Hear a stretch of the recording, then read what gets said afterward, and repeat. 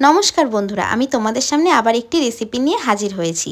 আচ্ছা, তোমাদের যাদের সামনে আমার এই ভিডিওগুলো যাচ্ছে তারা প্লিজ একটু লাইক কমেন্ট শেয়ার করে দিও, তাতে আমি একটু উপকৃত হব।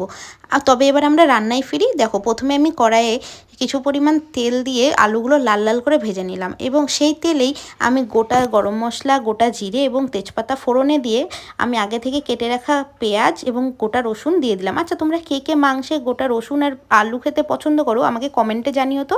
দেখো, ততক্ষণে আমার পেঁয়াজগুলো লাল লাল হয়ে ভাজা হয়ে এসেছে। এতে আমি আগে থেকে কিছু পরিমাণ বেটে রাখা মশলা, যাতে ছিল তোমার আদা, রসুন, পেঁয়াজ, শুকনো লঙ্কা, গোটা জিরে, সেটা আমি দিয়ে দিলাম। এবার এতে আমি পরিমাণ মতো হলুদ আর একটা টমেটো দিয়ে ভালো করে কষিয়ে নেব।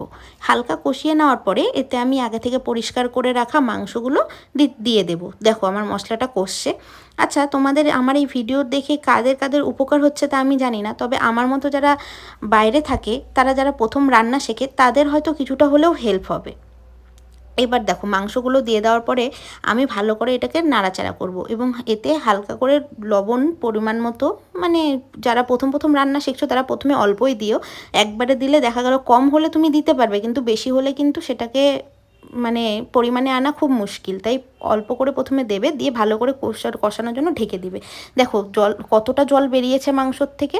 এই মাংসটার থেকে যখন জলটা মানে একবারে কমে আসবে, দেখবে পাশ দিয়ে তেল ছাড়ছে, তখনকার দেখবে মাংসটা সুন্দরভাবে কষে আসবে। আর খাসির মাংস যত পরিমাণ কষাবে তুমি, ততটাই খাসির মাংসের টেস্ট হবে।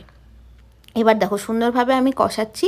কষাতে কষাতে তোমাদেরকে আমি আরেকটা কথা জিজ্ঞেস করি, যে তোমরা কে কে কড়াইয়ে সেদ্ধ মাংস খেতে ভালোবাসো আর কে কে কুকারে সেদ্ধ মাংস খেতে ভালোবাসো, তোমরা কিন্তু কমেন্টে জানিয়ে যেও।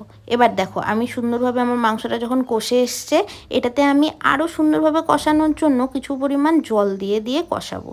এবার এটা কিন্তু অতি অবশ্যই গরম জল হতে হবে, নাহলে মাংসের টেস্ট একদম বিগড়ে যাবে।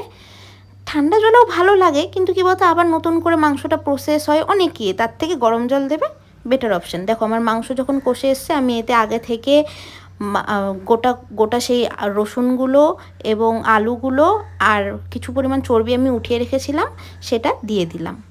দিয়ে দেওয়ার পরে আরও 4-5 মিনিট কষানোর পরে গরম জল দিয়ে দিলাম সেদ্ধ হতে। আর হ্যাঁ, যেটা বলছিলাম, যে তোমরা কে কে কুকারে মাংস খেতে ভালোবাসো আর কে কে কড়াই। দেখো, মিথ্যে বলবো না আমি বাপু, আমার যদি হাতে টাইম থাকে আমি কড়াইতেই করি, আর যদি আমার হাতে টাইম না থাকে আমি প্রেশারেতেই করি। তবে দুটোর মধ্যে কি, কড়াই একটু টেস্টটা অনেকটা স্লো কুক হয় তো কড়াই, তাই মানে টেস্টটা খুব সুন্দর হয়। আর প্রেশার কুকারেও খুব খারাপ হয় না, বাট ঠিক আছে। এ দেখো, তোমাদের সাথে গল্প করতে করতে আমার মাংসটা ফুটেও এসছে। এবার লাস্টে একটু গরম মশলা দিয়ে মাংসটা সেদ্ধ হয়েছে কিনা চেক করে তোমরা নামিয়ে নিও। আজ তবে আসি,